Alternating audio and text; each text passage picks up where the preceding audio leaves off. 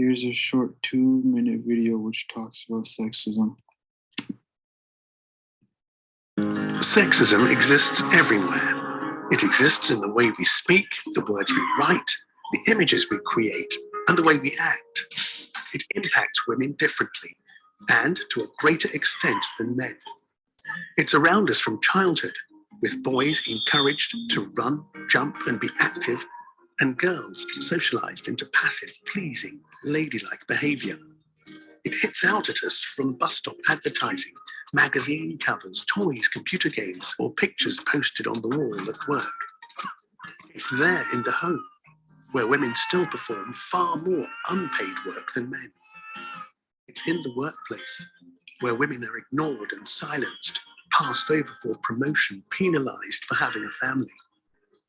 It exists each time a victim of sexual violence is told in court that she was asking for it. It's present each time a sportswoman is portrayed as a wife and mother, or asked to conform to a girly, sexy stereotype, and her sports achievements are downplayed. It's there when girls drop out of sport because they're told they don't have the right body. It exists when men who look after their children are ridiculed. It exists every time politicians who are women are silenced by jokes or comments about their appearance. It spreads its poison through social media, with women and girls silenced and degraded through vicious, sexualized attacks. Sexism is not just an attack on women, it's an attack on everyone. It leads to societies that are not safe for everyone to thrive, with no space for diverse voices, talents, or leadership. At worst, it creates a climate that leads to violence and murder. That's why the Council of Europe has come up with the world's first legal text addressing sexism in all its forms. We're taking a stand against sexism. Will you?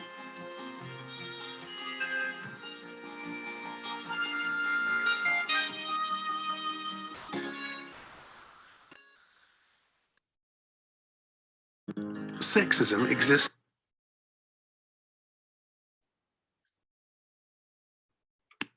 Sexism is prejudice or discrimination against an individual or group based on their gender or sex. It mainly affects women and girls and is the underlying cause of global gender imbalance. Sexist acts include any that portray one sex or gender as inferior to the other. Sexism can be evident in any of the following scenarios, such as behavior, speech, willing, images, gestures, law and policies, and practice and traditions.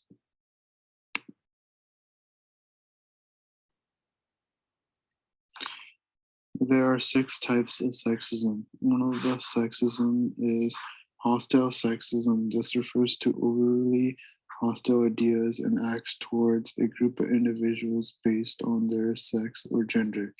Misogyny or female hate is another type of aggressive sexism. Another sexism would be benevolent. Sexism includes attitudes and practices that portray women as innocent, pure, caring, nurturing, fragile, and the need of protection and beautiful. Another sexism is ambivalent sexism. This is a mix between benevolent and hostile sexism. Depending on the context, those who participate in ambivalent sexism may perceive women as nice, pure, and innocent, or as manipulative or deceptive. According to some studies, hostile and benevolent sexism mutually reinforce one another as part of the system.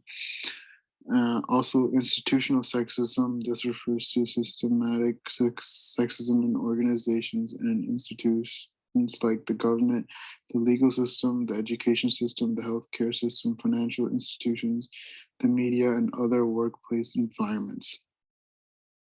Interpersonal sexism, it becomes apparent during interactions with others. It can happen at work, in partnerships, among family members, or in dealing with random strangers. And internalized sexism refers to a person's Sexist attitudes about oneself, typically a person who develops these attitudes automatically as a result of witnessing sexism conducted or hears others' viewpoints.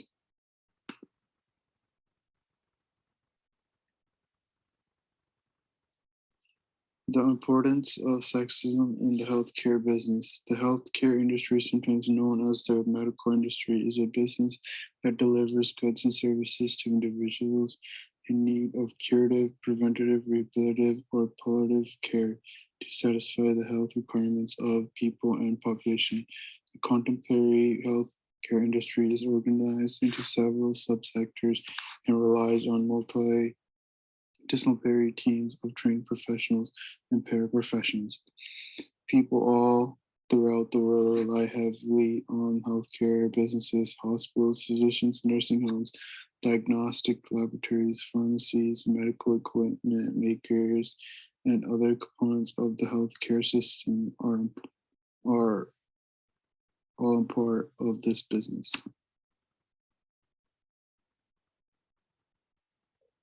Now we're going to look at some of the legal implications in both China and the US regarding this topic.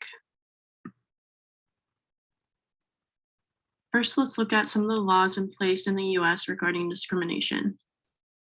First, there's Title VII of the Civil Rights Act of 1964. This makes it illegal for an employer to discriminate against sex among other identities such as race, color, religion, or national origin. It also makes it illegal for employers to use any of these identities as a basis for paying you less, firing you, or not hiring you. Additionally, it makes it illegal for the employer to retaliate against you or punish you for reporting and opposing gender discrimination. Next, there's the Equal Pay Act of 1963, which requires that employers pay all employees equally for equal work, regardless of whether the employees are male or female. Despite this, across all industries, women typically make 84% of what men make. And here are some of the realities of that in healthcare. Women physicians generally make about 25% less than that of their male counterparts. Additionally, women nurses make an average of $7,300 less than that of male nurses. Then there's the Pregnancy Discrimination Act of 1978, which is an amendment to Title VII, which prohibits employment discrimination against female workers who are or intend to become pregnant. Last, there's the Civil Rights Act of 1991, which amended the Civil Rights Act of 1964, making it more inclusive and allowing for more expansive approaches to damages relating to discriminatory employment practices. Now let's take a look at some of the policies in place in the healthcare industry in the US. Formal processes are in place to respond to complaints of discrimination in the workplace. However, according to Michelle Mello, a professor of medicine with Stanford Health Policy, these processes in place are insufficient to transform cultures. She points out that the American Medical Association Code of Ethics Opinion 9.1.3 only requires that physicians promote and adhere to strict sexual harassment policies in the medical workplace. In this setting, physicians are merely encouraged to speak up against harassment, but not obligated to do so, and often not properly trained and equipped to do so either. Now let's take a look at some of the laws in place in China regarding discrimination in the workplace. The People's Republic of China Constitution in 1982 was the first notable constitutional promotion of women's rights. Article 33 states that women should enjoy equal rights with men in all spheres of life, be it political, economic, cultural, social, and family life. Additionally, Article 48 states that the state protects the rights of women, which applies the principle of equal pay for equal work.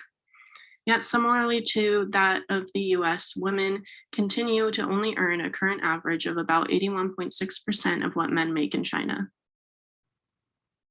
Then there's the Labor Protection Regulations of 1988, which is an attempt to put values of the Constitution into effect.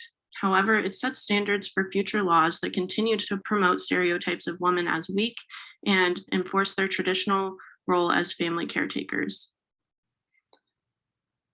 The labor protection regulations placed restrictions on the kinds of work that women are allowed to do, prohibiting them from high-intensity work in underground mining, as well as work in environments that are not suitable for menstruating, pregnancy, or breastfeeding, even if these women were not currently in those states. Next, the Law on the Protection of Rights and Interests of Women in 1992. This provides a number of protections for women, including prohibiting terminating a contract on the basis of marriage, pregnancy, maternity leave, or lactation, as well as demanding equal hiring standards for women and men. This reinforced existing sexist policies created by the labor protection regulations by again reinforcing traditional notions of women's capabilities in China. Law on the Protection of Rights and Interests of Women only enforces equal hiring standards for jobs that are considered suitable for women, and it lacks to define what these are and look like, leaving this open to an employer's determination, which also makes it harder for women to get hired and opens a hole for employers to further discriminate. The Law on the Protection of Rights and Interests of Women lays out options of how women who have faced discrimination can take action, but it's limited in providing specific sanctions or penalties. Overall, this law is criticized for being more a source of slogans and less a force for political action. Next, there's the Labor Law of 1994, which attempts to add more protections for women, but echoes previous laws and regulations by providing women with additional protections only when they're menstruating or pregnant. This provides clear action plans for women to take legal actions against employers who are offenders, but it doesn't protect applicants who are facing discrimination, which is a large majority of discrimination against women which takes place. Next, there was the Beijing Conference of 1995. Following this conference, the government made greater efforts to improve women's labor rights, laying out administrative sanction for violations of discrimination laws. However, women often still do not use these laws to defend their rights for many reasons. They may be unaware of the laws and their rights. They may have a hard time finding lawyers due to limited access or attorneys screening their cases. Or they may feel social fear of taking action that it will only make matters worse. Lastly, there's the new PRC Civil Code as of January 1st, 2021. Article 1010 is important because it defines the concept of sexual harassment for the first time, and it also states that employers now have a clear obligation to prevent sexual harassment. However, it's unclear on liability for employers who do not follow through with this. Lastly, let's look more specifically at policies in place in the medical field in China. The China Medical Association lacks discrimination policies. In reading through the CMA's policies on their website, there's no mention of discrimination. The term ethics is used very loosely and seems to be encouraging doctors to practice ethically, but that is left very open to interpretation. Now let's compare and contrast the legal implications between the US and China. One of the similarities I found was that the laws that are in place in both China and the US lack the follow through to create the outcome that they are aimed at. For example, the Equal Pay Act of 1963 in the US and Article 48 of the 1982 PRC Constitution in China. Despite these equal pay laws, women in both countries still see a large gap in their average income as compared to men. Additionally, laws in place to protect women seem to reinforce their stereotypical family caretaker role. However, these laws in the US seem to be more aimed at protecting women in these positions, whether it be pregnancy, maternity leave, or other positions, while all discrimination laws in China are much more intertwined with the reinforcement of these traditional roles, suggesting that these laws may be more targeted at keeping women in these traditional roles than actually providing them protection. For example, the Pregnancy Discrimination Act is a separate law in the US to address concerns of discrimination in this instance, in comparison to the Labor Law of 1994 in China, which does little to protect women in the labor force, other than adding greater regulations and protections for pregnant women, suggesting a higher value of women who follow this role in society. Now let's take a look at some of the differences I saw.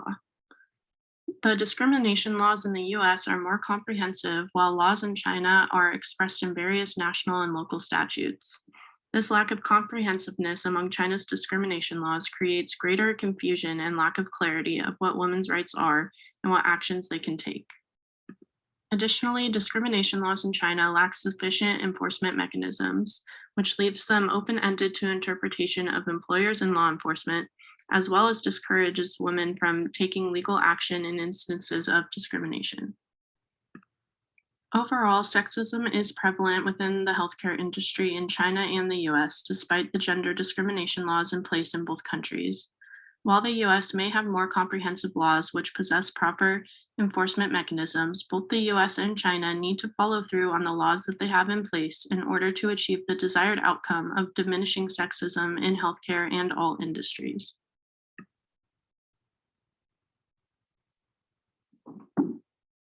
Now on to the social and cultural implications of sexism in the healthcare fields in both the US and China.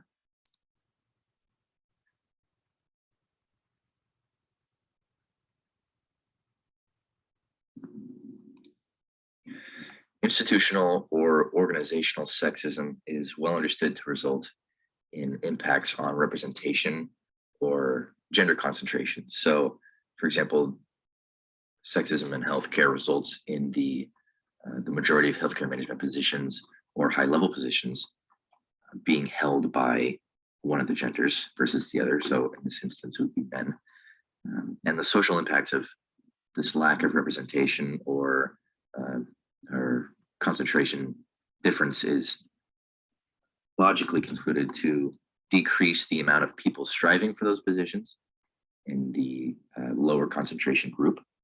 So an example of that being, to put it simply, a young girl would see that her principal is a man and that her teachers are women, and then her options are then limited to her becoming a teacher, and she sees it as less possible to become a principal. And this concept is not in any way nuanced, as it's seen in lots of different industries and in many studies. According to the U.S. Census Bureau in the U.S., the vast majority of nurses are women, as well as veterinarians and pharmacists. The number of women in assistant roles is also far greater than men.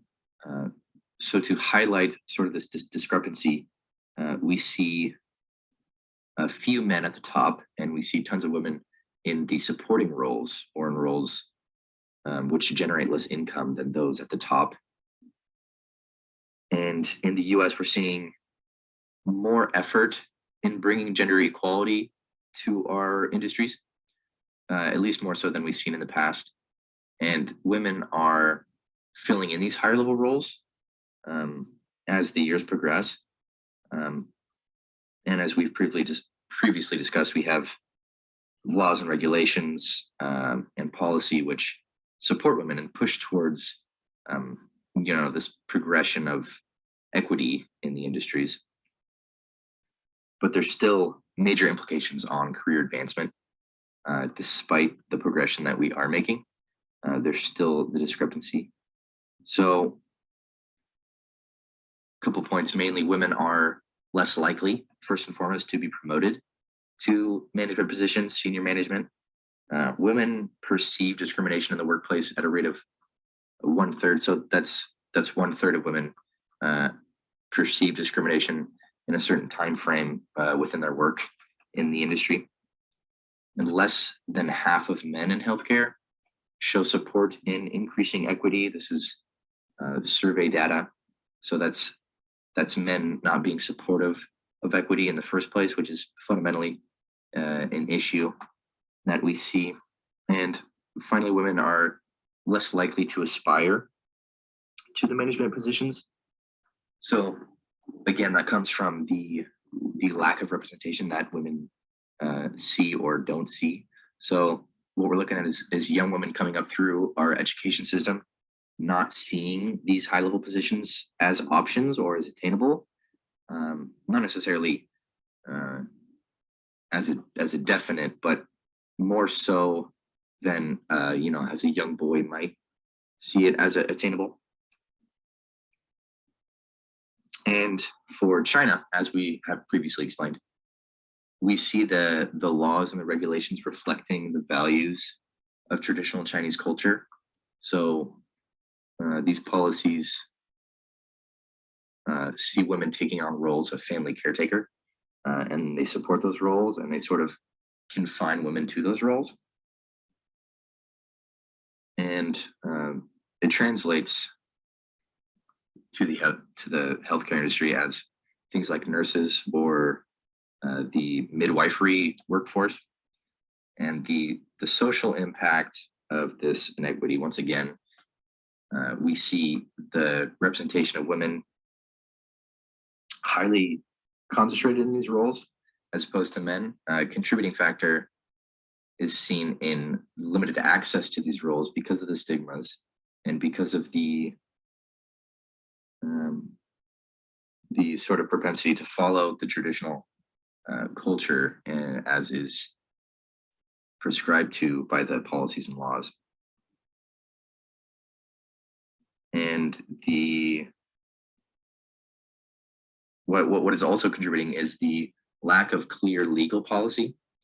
So as we describe, the policy is quite vague, which is reflected socially as once again the women's propensity or natural inclination to not find mobility in the industry as well. So entry into nursing or similar roles is attainable all and well, but mobility upwards is much less common and much less available. And there are economic consequences for this as well. And we see the discrepancy between the genders economically as a result. All things considered, the social consequences outside of the industry, or as women approach the industry, are the expectations of women to be certain things or to hold certain roles and to not necessarily be able to be certain things, or maybe they're not able to hold certain roles. And these expectations are circulated, they're internalized, they're contained within families and institutions. And we see the resulting discrepancies socially and in the statistics as well.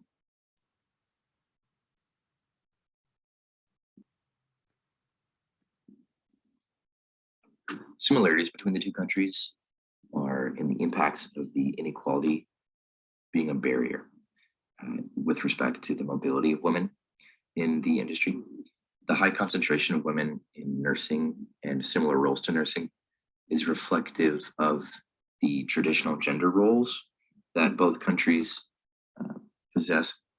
And the adherence to the gender roles and this concentration is sort of a force that perpetuates that narrative. And the differences between the countries are seen in the sort of the extremes, the highs and the lows. Women in the US have, relatively speaking, an easier time with mobility. And this is being due to the progression of law and policy, which support equity. And that progression of law and policy also has an effect on the culture outside of the industry, which supports and accepts women and equity and sort of progresses equity in general.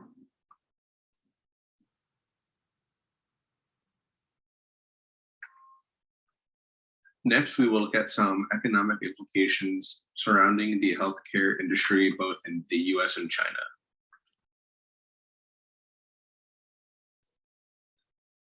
To start off with the US, women on average make 10% less income than men, even with the same academic rank, even after adjusting for specialty, hours worked, and other variables. In the healthcare industry specifically, male primary care physicians and specialist doctors make 25 to 33% more than females. And while this doesn't necessarily pertain to working in the healthcare industry, it takes longer to diagnose women compared to men, which leads to higher medical costs for women to be incurred.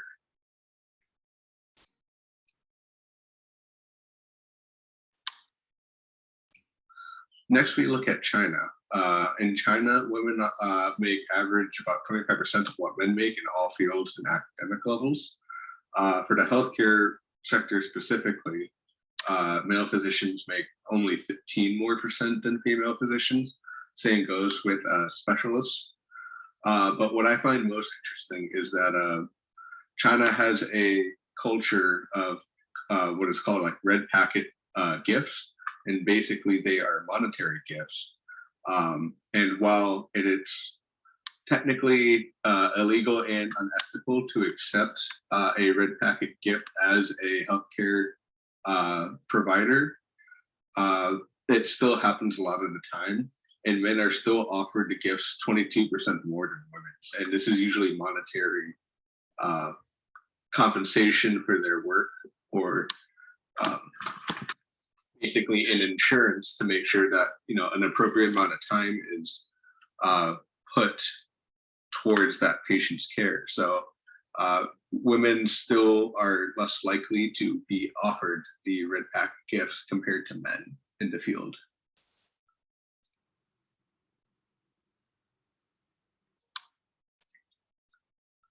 So now if we look at a comparison between some of the economic implications between China and the US, to start off with the similarities, we have women in both countries being paid less than men as both primary care physicians and specialists. In the US, it's about 25 to 33%. In China, it's hovering around that 10% mark. And the reason that there is this, wage gap between men and women in both countries is that in both countries, women are seen as less capable than men within that field. And thus, in both countries, people don't see women as deserving of the economic equality between both men and women. If we look at some differences, we can see that there's a lot of women entering the Chinese workforce, but they're not moving up in the ranks. Whereas in the US, we have a lot of women who are moving up the ranks. That's because they are participating in additional academia, leading to higher paying positions.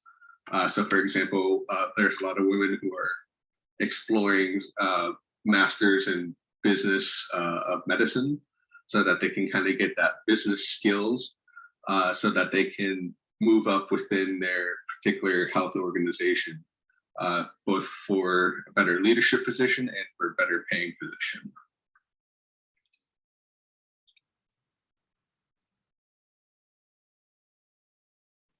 Religious implications. Here is a video to start about how religion is being taught within China and how it is demonstrated what the president has been doing. According to pastors and groups that monitor religion in China, the Xi Jinping-led Chinese government is cracking down on Christian congregations in Beijing and several other provinces. The Chinese administration is reportedly also destroying crosses, burning Bibles, shutting down churches, and ordering followers of Christianity to sign papers renouncing their faith. According to reports, the government allegedly wants to eliminate any challenge to its power. Several churches in central Henan province have been closed over the last few weeks.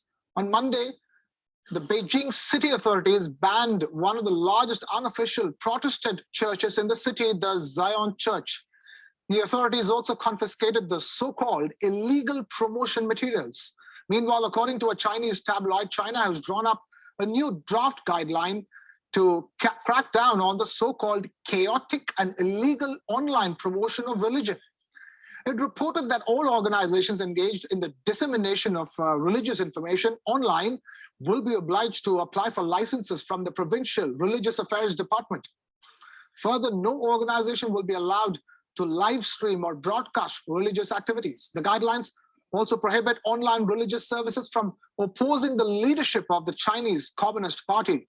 The Chinese constitution allows its citizens to practice any religion as long as it is officially recognized by the government. However, since President Xi Jinping took office 6 years ago, the government has tightened restrictions on religions seen as a challenge to the Communist Party. Churches across China have faced pressure to register since a new set of regulations to govern religious affairs in the country came into effect in February this year. Authorities have also heightened punishments for unofficial churches. Remember, the Christians in China are split between those who attend the unofficial house or so-called underground churches and those who attend government-sanctioned churches. China has also been under heavy international criticism for its treatment of its Muslim Uyghur minority in its northwestern Xinjiang province. Human rights groups have accused the Xi Jinping government of conducting a punitive crackdown. The Chinese authorities have been accused of detaining as many as 1 million ethnic Uyghurs in its internment camps.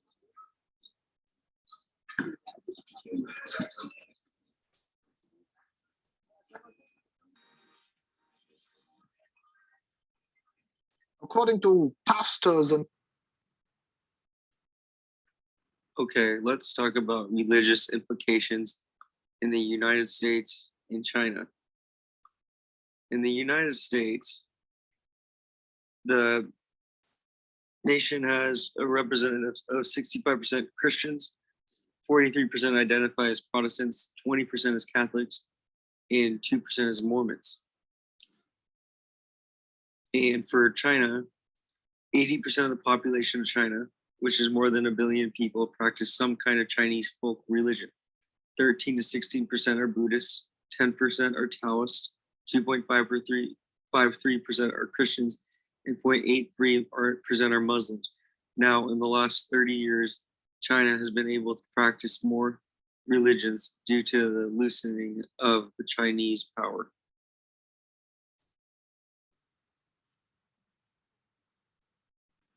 Religion in the workplace. The Chinese constitution states that all citizens should enjoy freedom of religious beliefs. Both in the United States and China, citizens are able to choose their own religion.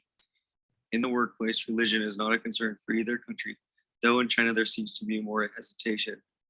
With the president aiming down on religious venues, it is hard for people to feel accepted and be able to practice their own religion. In the United States, it is pretty easy when it comes to practicing whatever religion you would like. In the workplace, it doesn't matter.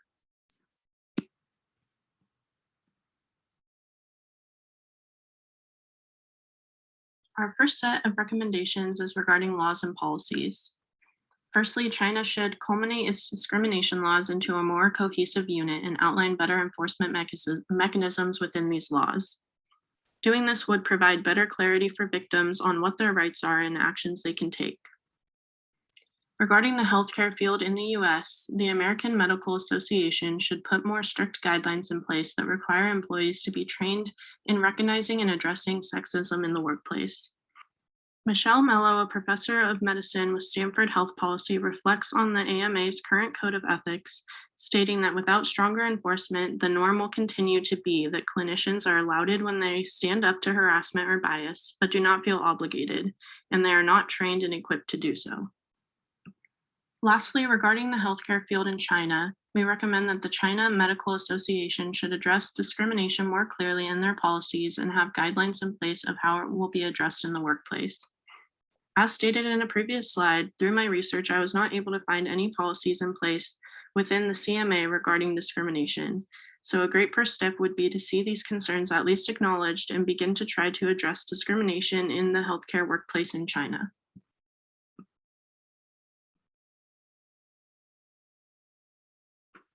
Recommendation number 2 for religion.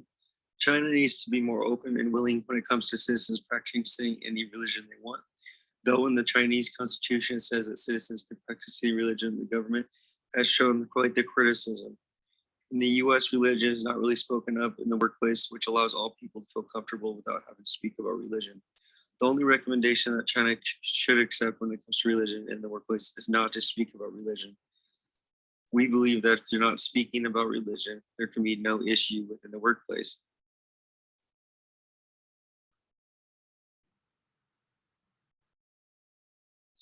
To conclude, in both China and the United States, sexism still exists despite the fact that The working environments are vastly different. Similar problems in both nations have similar remedies. There is a continual push for change, and there are great results, but it will take a lot of time, of effort, and commitment before sexism in the workplace is totally eradicated. We'd like to thank you for taking the time to listen. We hope you found our presentation to be both instructive and entertaining.